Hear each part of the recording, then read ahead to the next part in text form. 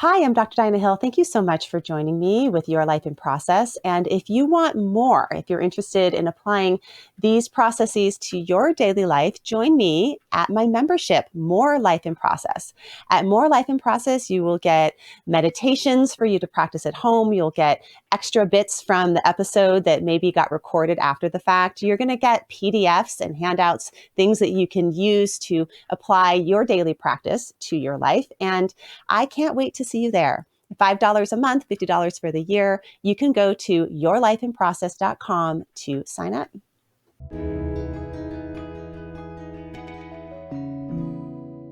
So today we have the real treat of talking to Dr. Marcela Matos. I've been following her research for a number of years now. Dr. Matos is a clinical psychologist and auxiliary researcher at the Center for Research in Neuropsychology and Cognitive and Behavioral Intervention at University of Coimbra in Portugal. And for over 15 years, her research and clinical interests relate to evolutionary clinical psychology, compassion-focused therapy, contextual behavioral therapies, and contemplative approaches. She's published over 80 international peer-reviewed articles and book chapters on the topics of compassion, shame, self-criticism, emotion regulation. And currently, her main research focuses on applying and testing the efficacy of compassion-focused group interventions and promoting mental and physical well-being in several populations and looking at its epigenetic mechanisms and physical stress responses. This conversation weaves in and out of talking about shame, talking about compassion as a buffer to shame. And Dr. Matos even leads us through an eyes open compassion exercise that you can do while you're going about your day listening to this podcast. Shame is such a painful whole body experience and one that we all experience across our developmental lifespans. And some shame memories can be stickier than others. We share a few of ours on the podcast. But for some people, shame can become really central to their core identity and it can pop up over and over again. Compassion involves noticing the distress that we experience, the shame experiences we have, the painful experiences we have, and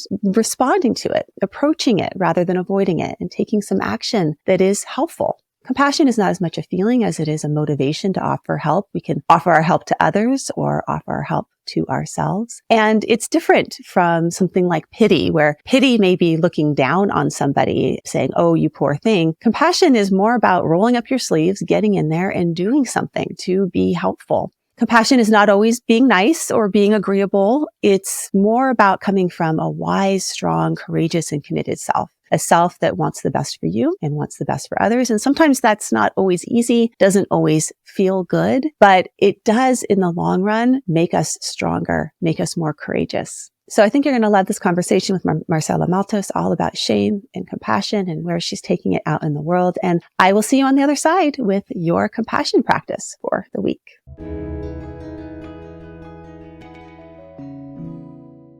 Welcome, Marcela Matos. It's so good to see you. I was just saying it's 7:00 in the morning here, and you're one of the few people I would do a podcast this early for. Oh, thank you so much, Diana. It's 3 p.m. in Portugal, Coimbra, where I'm at. And thank you so much for waking up so early to have this conversation with me. I'm so glad to be here. Thank you for having me. Yeah, so I think I know you a little bit more than you know me. I actually first met you 5 years ago in Nyack, New York. And we were at the first annual Compassionate Mind Foundation training. I think Kelly Wilson was there and Paul Gilbert and Dennis Turch and Laura Silverstein were putting it on. And my memory of you, well, I have two memories of you. The first one is that you were sort of like the person that everyone was interested in hearing from. And I was like, who is this Marcela Matos person? Everyone wanted to, was waiting for your talks. And then the second, but the deeper memory was that you led us through this exercise. And I can remember every single aspect of it, like as if it were yesterday. And it was an exercise where you had us embody our most compassionate self and imagine that we were doing an activity that we do every single morning, but as that self. So I washed my face very slowly with the most beautiful, compassionate self in mind and embodying. And then I looked around the room. We were doing it in a big circle and all these folks brushing their teeth, brushing their hair from this compassion, drinking coffee. And it was pretty powerful. I took it away and I still think about it from time to time when I wash my face. So thank you for that. No, thank you. It is indeed It's very powerful, especially when we contrast that to the way in our usual days and lives, in the busyness of our lives, how we do so many of these activities without that awareness of not only our bodies but also of the quality of the relationship that we can establish with ourselves um, when we embody our compassionate self. And then I was reading through some of the papers that you sent me in preparation for this episode, which was a lot. You've written a lot of papers. Thank you for the million papers to read. But one of them stood out when I was thinking about this compassionate memory, which was actually a paper you wrote probably a year before that retreat. And it was a paper on how actually embodying the compassionate self, getting into and feeling that compassionate self from the inside out is what predicts the impact of compassion. That's what people found the most helpful, bringing it into their daily day-to-day lives, not just thinking about it, but feeling it. Exactly. That's key. And so what we found, that paper was part of a research project we conducted, where we implemented a 2-week compassionate mind training intervention, where we asked people to, so they would come to an informative, a psychoeducation 2-hour session. And then we would ask them to practice a series of compassionate imagery and body mind exercises, soothing rhythm breathing, mindfulness exercises over the course of 2 weeks. And we measured a range of psychological indicators, but also participants' heart rate variability, which is an indicator of our parasympathetic system ability to regulate stress and negative emotions. So we found significant effects just over the course of 2 weeks of practicing these core compassionate mind training exercises. Significant effects in increases in self-compassion, abilities to receive compassion from other people, decreases in our resistances of receiving compassion from ourselves or from others, or of being compassionate towards other people. We found reductions in depression, anxiety, stress. And surprisingly, we also found only 2 weeks of practice increases in heart rate variability. So this physiological indicator of our body's ability to regulate stress. And in the follow-up of that study, we were interested in understanding actually what explains these effects. So in terms of the practice, how can we explain these changes that we found? So we looked at the effects of the frequency in which people practiced, their perception of how helpful the practices were, and also their ability to embody their compassionate self. So to go to their everyday life and try to embody the qualities, the skills, the competencies that they learned and that they were learning through the practices. And what we found was that it is actually more than the frequency of the formal practices. It's more the fact that people are able to embody their compassionate selves in their lives, to deal with hardships, with their inner and outer struggles in the world. That's what makes a difference in finding changes, in changing, in developing self-compassion, compassion towards others, and having an impact on psychological distress. So embodying your compassionate self is everything from embodying like a facial expression that you would have if you were the kindest, most loving, most caring, most courageous version of you, or breathing in the way that you would breathe, or letting your body be in the posture of a compassionate self, having compassionate thoughts and compassionate motives. And this is in real contrast to some of your earlier work. So I actually want to rewind to how you started. And if you look at the arc of your research, it's really fascinating because you see the beginnings with shame, and then you move into compassion, and then now you're moving into the real application of compassion in schools. So I want to talk about all of that. But let's go to the beginning, which is shame. It's such a challenging topic for folks, and fascinating topic for therapists, right? Like the shame experiences that we all have. I'd love for you to define shame, but before we do that, maybe even talk about your own experience of shame. Yeah. So um, my it's interesting. The arc that you mentioned is it kind of mirrors the arc of my own personal development through my own inner growth, if I may say that. So I'm throughout my life, as all of us humans, I've had a lot of shame experiences. We all have them. Even though for many years shame was not an emotion that stood out for me, like I would think about this emotion or knew what it was. Um, but since very early in life, Diana, since I remember existing in the world, I have a condition. I have hyperhidrosis, so I sweat from the palms of my hands. So very early on, and likewise, many of the people that I interviewed over the course of that research, that was part of my PhD, about their shame experiences, I.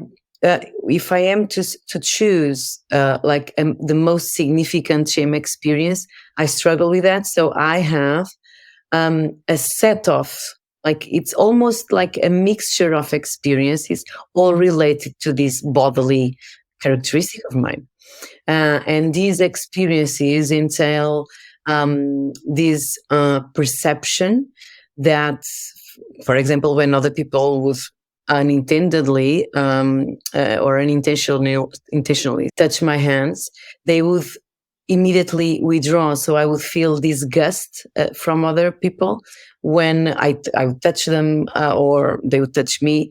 So I would have this experience of being different, being seen as somehow different or weird, or um, but because people mostly didn't understand what I was in the minds of others, and me myself, for many years experiencing that um, that difference, that something was wrong with me, and something especially that I couldn't control. When you ask them about their shame experiences, people sometimes try to focus on one, and what I discovered through my research is that that happens. So for many people, they will have a single event, that's an autobiographical memory that they will recall of shame. But for many other folks, that's not the case. So sometimes there's a continuum of experiences, or there's a mixture of experiences with the same theme, for example, or about the same topic, that can be a source of shame. And it seems to pop up over and over again as you're describing as such a full body experience. Shame is such a complex emotion. It has sometimes anger can show up to, sort of protect the shame. Sometimes there's a lot of anxiety. Sometimes there's sadness. All of those come into the experience of shame that really at the core is about someone not liking you or finding you attractive or um, setting you out, out of the group. Can you talk about the evolutionary basis of shame? You said this is universal. We all have this. Why would we experience shame as humans? So shame is seen as a self-conscious. It's one of the most powerful self-conscious, if not the most powerful self-conscious emotion that we have. But it's also a socially focused emotion. So shame is an emotional experience that involves these feelings of inferiority, inadequacy, powerlessness, defectiveness, self-consciousness. And with shame comes this desire to not be seen, avoid being exposed in the eyes of others, wanting to escape, to hide, or to conceal one's deficiencies. And it's interesting because even though shame is often experienced as very painful and distressing, so it's one of the most painful emotions we can experience, it has an adaptive value. So, and over the last few decades, much has been written about this adaptive function of shame from an evolutionary perspective. And UK clinical psychology and researcher, whom you're familiar with, Professor Paul Gilbert, has written extensively about the evolutionary, what he calls the evolutionary biopsychosocial model of shame. And this model proposes that this propensity that we all share as human beings to feel shame, is rooted in our evolved socially competitive motives. So our motives to compete within a group, with each other. And the rise is from the fact that we are, as human beings, a species that is self-aware, that is able to form an identity, and is a highly social species. So we have, as humans, innate motives to form attachment to others, to belong to groups, to want to be seen in a positive light by others. So we all want to be seen as positively in the minds of others. So to be regarded fondly by others, to be wanted, to be chosen by others. And basically, shame emerges as a warning signal that that's not happening. So shame emerges when something happens that makes you believe that you are at risk of being rejected, of being excluded, of being persecuted, or even harmed by others. And if we think about this, evolutionarily, this would be a huge threat for human beings. So that's why shame, even though it is a secondary order emotion, as you said earlier on, shame comes along with primary emotions like fear, anxiety, anger, disgust. And this has to do with the fact that shame activates our threat system because it is the primary signal that we have that alerts us for social threats. Threats of being rejected, excluded, criticized, humiliated, scorned by others. And it prompts us to do something about it. So the defensive maneuvers that come along with shame, be it the bodily responses, the slumped shoulders, heart racing, high gaze avoidance, all of the bodily experiences that we have, which are very threat focused, but also entail this submissiveness response, are all directed into de-escalate potential social conflict towards repair damage to a social bond, to appease others, and to restore one's self-image in the front of others.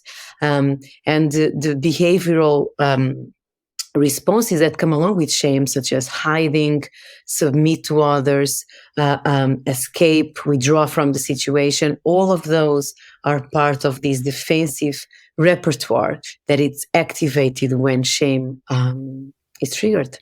And when we engage in those defensive behaviors of hiding, not talking about something that's shameful, isolating, slumping down, not looking someone in the eyes, that's actually what keeps the shame going, because we don't actually get the repair of someone touching your hand, feeling that it's sweaty and being okay with it. I remember I had a really early memory of when I was dating my husband, going to the beach with him, and I was wearing a bathing suit, and there was like right on the side of your, like where your armpit meets your chest, there was like this chunk of fat that was sticking out of the bathing suit. And I remember my husband going and like poking it with his finger and being like, "That's so cute." And it was this initial shame, but then it had a repair quality to it. He was seeing some part of me that I thought was ugly in a different light. And that's a lot of what happens with, I think, the repairs that we can do in therapy, or the ways that we can repair shame, but it has to be exposed in order to be repaired. There's a lot of courage to approach our shame, but then also approaching our shame generates more courage. So I'd love to talk about some of these buffers that you've found through your research, that there's buffers early on, because we're all having these embarrassing, shameful all the time. I mean, all the time. And for some of us, they get really stuck, and they can contribute to sort of transdiagnostically to a lot of different mental health conditions. But other ones we can kind of move through. And what is the differentiation there? What buffers our shame, and how can we help with that? It's a very, very important point, this one that you are mentioning, Diana. And I was thinking about that when I was disclosing my own shame experiences, because that's the other side of the coin for me. So I was very lucky in my life, because if on the one hand I would be having these experiences, was also met with what I later found out in my research. I now know to be one of the key buffers to shame, and that is experiences of warmth and safeness with others. So shame is about social disconnection. Shame is felt and lived mostly alone. And it creates this disconnection between you and the other person or the other people. And so, if in the context of these experiences, you are able also to have at the same time with other people or even with the same people, you are able to have experiences and uh, um, uh, um, record memories of feeling safe, connected, warmth in your childhood, in your early life, with important people in your life. That is able to buffer the negative impact that these experiences have throughout our lives. And that in turn, what it does is that it creates, basically, it reestablishes the bridge that shame destroys. Because if shame, by creating this disconnection, it also creates this block for us to access our affiliative soothing system. So for us to develop this ability to self-soothe ourselves in the face of adversity. So when you learn that from others, when you're met, like what the experience you just shared, with care and affection and warmth and acceptance in your own vulnerabilities, which is luckily the experience that I also have. So even though I have these experiences, I also have that. So I have a lot of experiences where something that made me different was met with acceptance, with kindness, with warmth, with compassion. That allowed me to also start seeing that vulnerability in a different light. And this is what I found in my research. So through interviews with hundreds of people, but also through research that we conducted using self-report measures, we have found consistently that people who have access to memories and experiences of social connectedness with others, of social warmth, of feeling warm, feeling accepted, feeling loved and valued by others, these people will be more protected against the negative and the pervasive impacts of shame experiences in their later lives than those who don't have access to these memories and these experiences, either because they did not exist or because the negative ones and the threatening ones were much more pervasive in their lives. And so what we also found at the same time was that another key buffer of shame and shame experiences is compassion.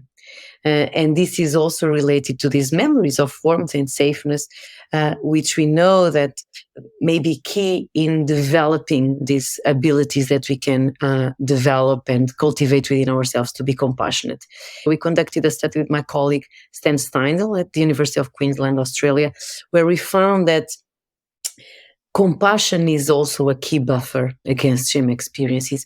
We found that if people are able to be self-compassionate towards themselves, they will be protected against the negative impact that shame experiences, early shame experiences in their life may have on their depressive, their vulnerability to develop depressive symptoms, but also they will be more able to experience positive affects. So to feel safe, connected to others, to feel relaxed, to feel calm. And we have found the same results, for example, with women suffering from eating disorders. But for example, in another study, I also found the same results with gay men. And if you're able to be self-compassionate, these skills, these qualities of the relationship that you can develop towards yourself are able to buffer the negative impacts that shame experiences have on depressive symptoms and internal shame, in this case, in gay men. So these two components, one of having an experience that coincides with your shame, that is a loving, caring experience, can help buffer. And then if that doesn't happen, say you don't have that, being able to give that to yourself is part of what can help buffer shame. And I think, for many of us, sometimes our shame experiences are so minor that other people don't even know to be compassionate towards those things. I was thinking about a thread through my life was I started school really young. And so I was always like 1 year behind developmentally from everyone else. And when everyone else was ready to do something developmentally, I wasn't quite ready. So things like sleepovers, I was the kid consistently that called their mom to go home. And I remember being teased about it. I remember when sleepover, a girl peed on my pillow and said, "Why don't you go home now? Because you can't sleep here." Because and I internalized that experience for a long time of I'm not the same as everyone. I'm too weak. I'm too vulnerable. I'm not strong enough. I'm not brave enough. But it really was just a developmental difference because I was ready for a sleepover the next year, and that still shows up for me. Like in my adult relationships, I'll go out with a group of friends and meet them somewhere for a long weekend. And I'm like, oh no, I have all these weird things about me that make me not be able to, I have to go to bed early or, whatever that make me different. And those things people don't always see, but practicing self-compassion or being able even to acknowledge, oh, this is my shame that's showing up. And I know what it feels like in my body and how can I respond to myself differently is really important. And a lot of people I love Gilbert's fears, blocks, and resistances. So either have fears about that or have blocks to it, like they don't have access to resources to offer themselves shame or someone else, offer themselves compassion or someone else's compassion, or they have resistances. They don't really believe that compassion works. You did a fascinating study, a giant study during COVID around fears of compassion. And I'm wondering if you could talk about this study. It spanned 21 countries and over 4,000 people, looking at how these fears of compassion really do get in the way of us being able to tolerate distress and stressors.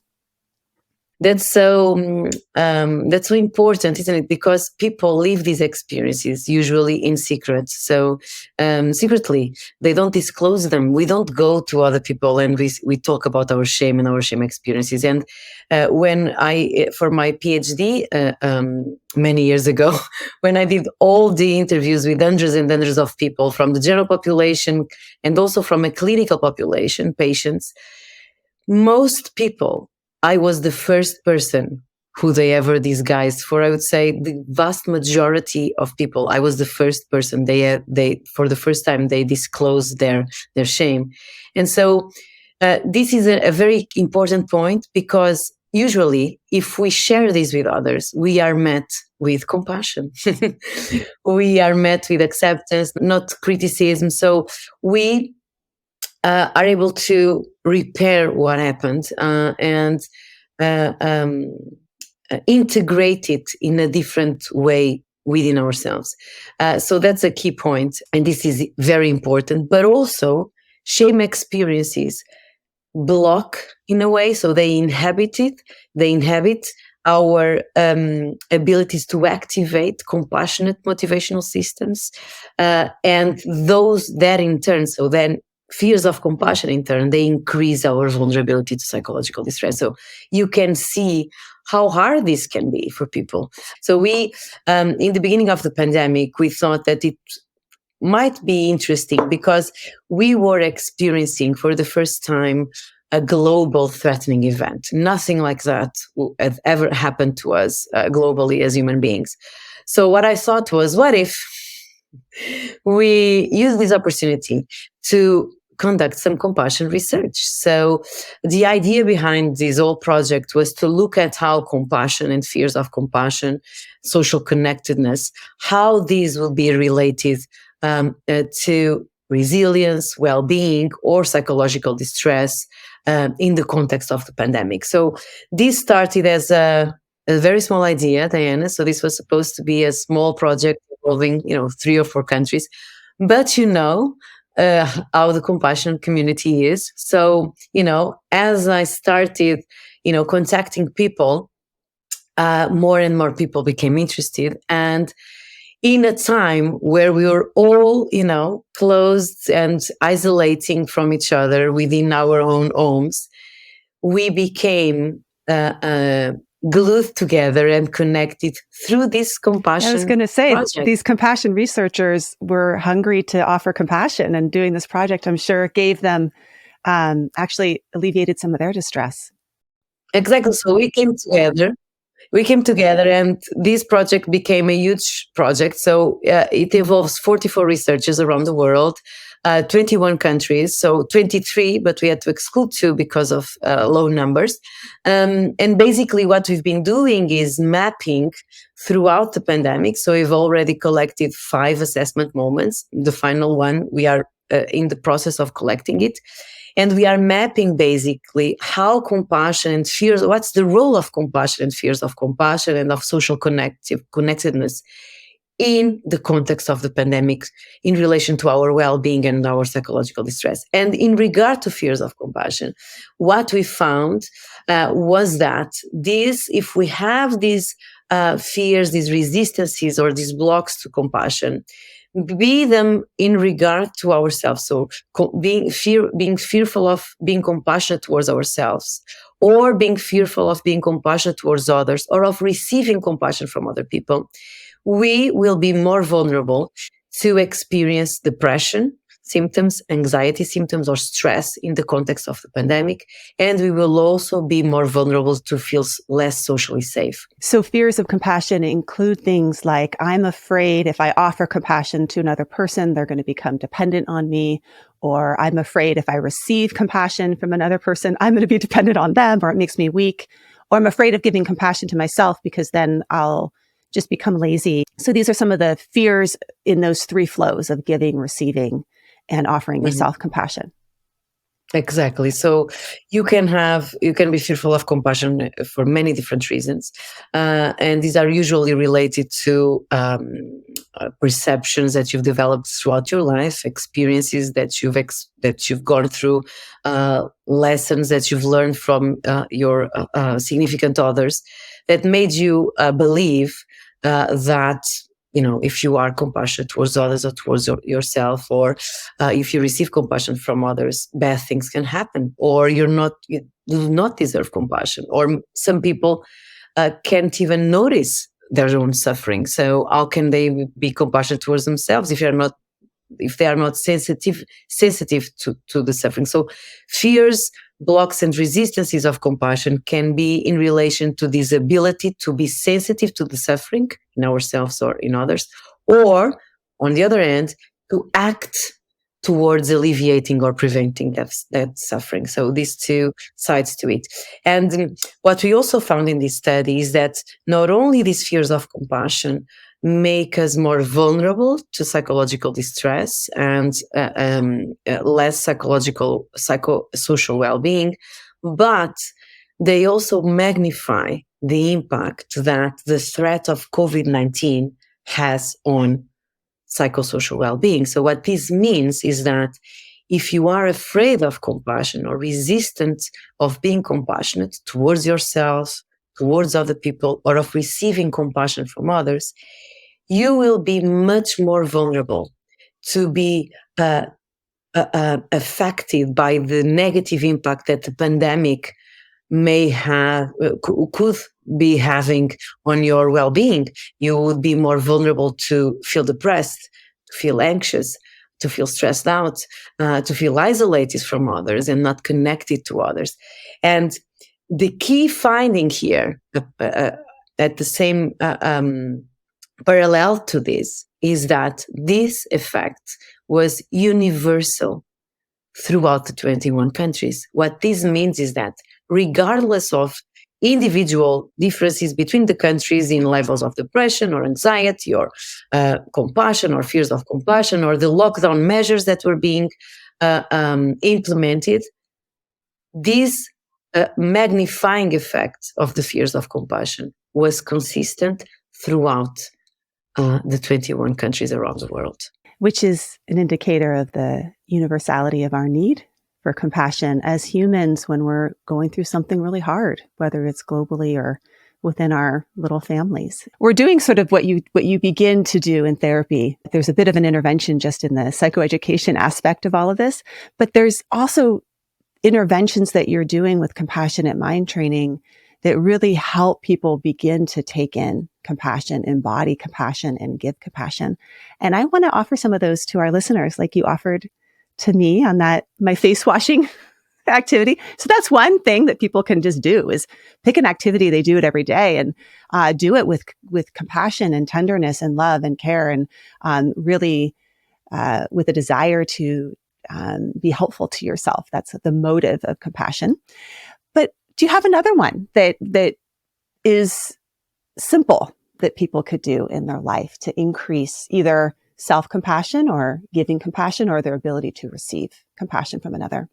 So, would you like me to take you through a small practice to Sure. do that? Yeah. Yeah. Yeah. Eyes open. People are driving, they're walking, they're jogging, they're making dinner. So, yeah, something that we can do right now. Yeah. Something that we can do right now. So, firstly, try to engage with a soothing rhythm breathing. So, breathing in a slow and deep way, trying to expand the length of your breath, your in breath and your out breath, briefly. So, start by doing that, and then as you do that, try to bring to your face a warmth, a warming, an affectionate facial expression, like if you were in the presence of someone you love. And bring to mind, if you were to create an ideal compassionate self, how would that part of you be like? What qualities would this part of you have? So imagine that um, you you could become this part of yourself. You could become this compassionate self with a caring motivation, a deep desire to be kind, to be caring, to be supportive in the world. Um, and think about how would your body posture be like if you were to embody this caring motivation towards yourself and others. How would it be in this moment to look wherever you are to the world throughout the eyes of this compassionate self with this caring motivation? And I imagine that this part of you is also wise. This part of you understands that you have a tricky brain that you did not choose, that was created over millions and millions of years of evolution.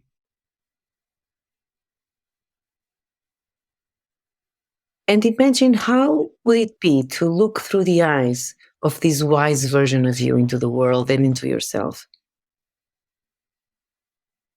with a deep understanding of how life can be hard, um, how all human beings share um, this common humanity. They all suffer. They all go through struggles in life. They all go through shame experiences in life. And finally, consider that you have strength and courage, and that you are able to embody that in this moment, in your posture, in your facial expression, in how you hold your body, how you are standing or running or sitting at the moment. And in this moment, try to embody these qualities of caring motivation, strength, courage, and wisdom. And imagine that you can see in front of you an image of yourself, a version of you that is in the world on a daily basis with its qualities, its talents, but also its faults and everything else that you may perceive as uh, a defect or something that um, you perceive as not good enough or different in you. The things that make you feel ashamed.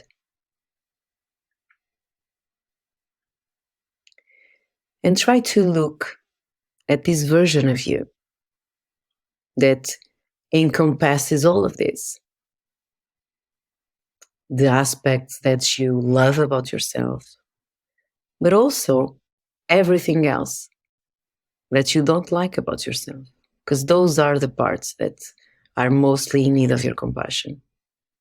And try to look at this version of you, these parts of you, through the eyes of the wise, caring, and brave, compassionate self that you are embodying at the moment.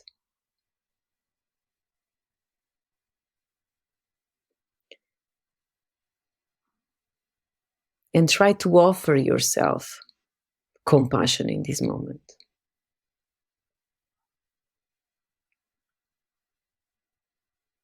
Let this version of you, your compassionate self,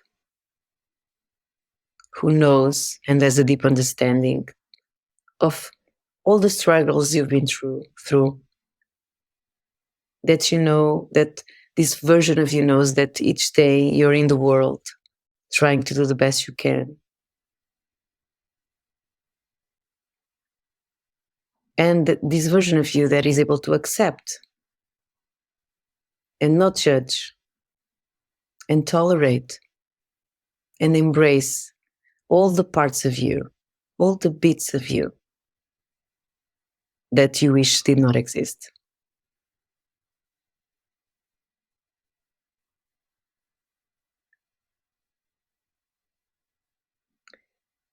And maybe you can even direct some compassionate wishes towards this version of you that is in the world.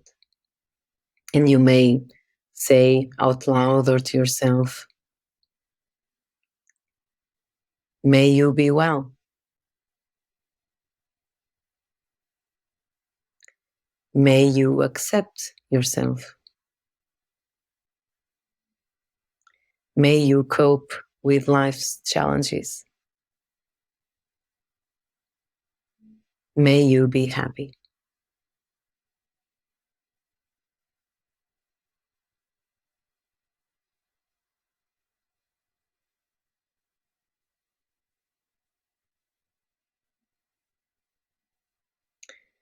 And when you're ready, you can just let the image of this version of you fade away.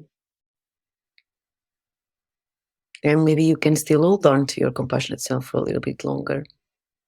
Maybe even try to embody it throughout the rest of your day and see the impact that that has on your relationship with others, on how you approach other people, but also on how you relate to yourself during the day.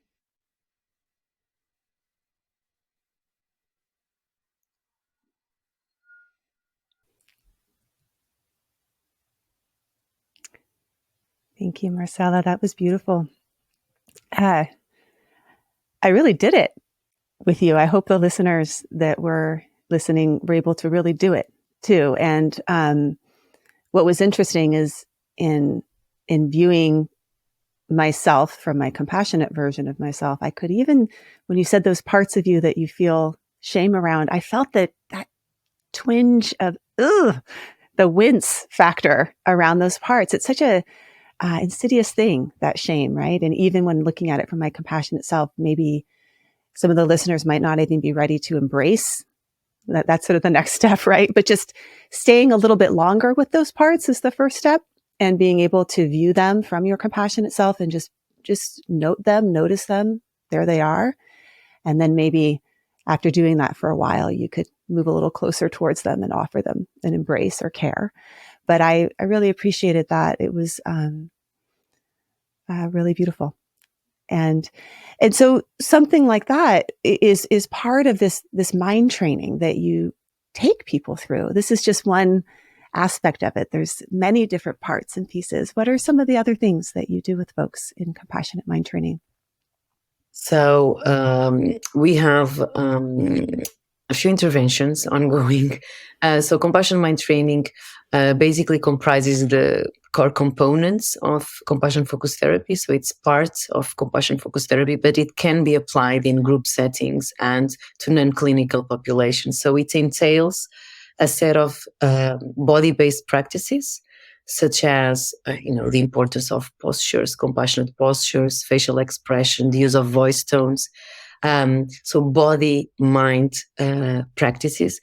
Um, Soothing rhythm breathing, which is a specific practice designed to activate the vagus nerve and the parasympathetic nervous system, and basically create the conditions to then cultivate um, compassionate qualities and competencies in our mind, and also mindfulness practices and exercises. So then, aside from these body-based practices that are at the core and are the first steps to compassionate mind training, it also encompasses a set of practices that are imagery practices, behavioral practices, emotional, functional analysis exercises, all designed to cultivate the qualities of a compassionate mind, but also better understanding the way our emotions work, what we call our multiple selves, and also our self-criticism. So addressing and working with our self-criticism from this perspective of the compassionate self. So you begin with some of the body-based practices to get your nervous system, aligned with the social Exactly. engagement system, and then doing some of these other things like compassionate letter writing, where you write a letter to yourself from your compassionate self, or maybe you have a conversation with your self-critic and listen to your self-critic, and maybe even physicalize or um, be able to embody your self-critic and go back and forth between your compassionate self and your self-critic. There's lots of different creative, experiential exercises from compassionate mind training. And folks that want to learn more about it, Paul Gilbert has a great book, Mindful.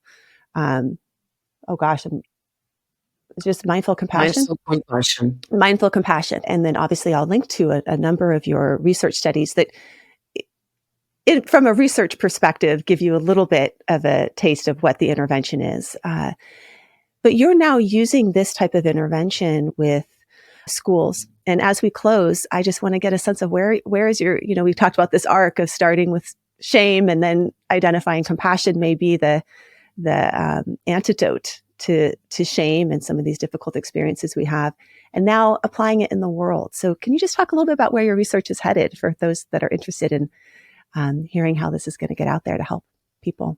Yes, sure. What I've been doing for the past 5-6 years is indeed bringing these type of interventions to schools. So we have been collaborating with the University of Derby. We're doing it in Portugal, but also in the UK, in the development of this and implementation of this, what we call Compassion in Schools research project.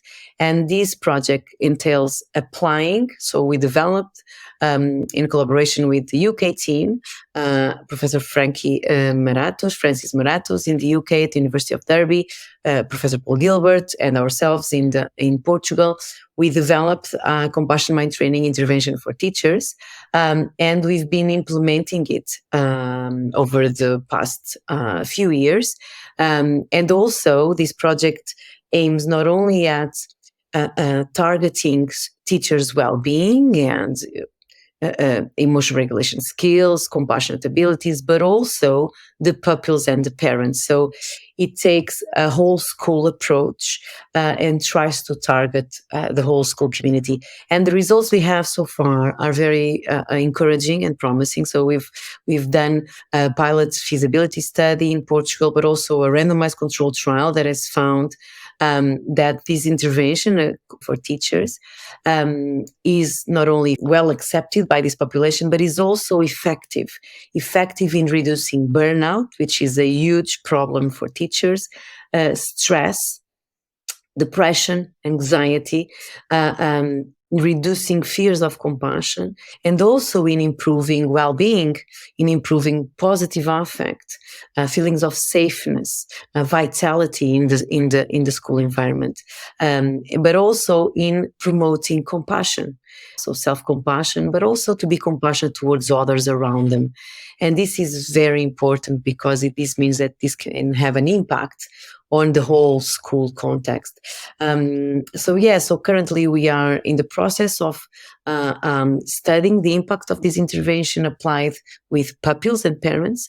And we've recently won a grant to look at not only the impact of this on psychological indicators, but we also had done this with, again, looking at heart rate variability, and we found significant improvements in heart rate variability with the teachers that did the intervention. So we are trying to expand that, and we are looking at the impact of this intervention, of this 8-week intervention, on a range of neuroendocrine, autonomic, immunological biomarkers, and also on epigenetic mechanisms of prosociality and stress in public school teachers in Portugal. So this is what we've been doing. And for example, another setting that we have a project ongoing is in companies. So we are now taking these into organizations and trying to understand the impact of compassion-focused interventions on improving not only a psychological well-being, but also professional well-being and interpersonal relationships within an organizational context. That's beautiful. Yes, the true flow that when our teachers are doing well, then our kids are doing well, and then our parents are doing well. Compassion is a flow. I love when I talk to Paul Gilbert, him talking about it. It's something that we breathe in and something that we send out. So intervening at the school level is just a beautiful intervention. It makes me think of Thich Nhat Hanh's book, Happy Teachers Change the World. And that is so true. Let's keep our teachers well. Let's keep our healthcare workers well and our organizations well. And then we all will be well together. Well, thank you.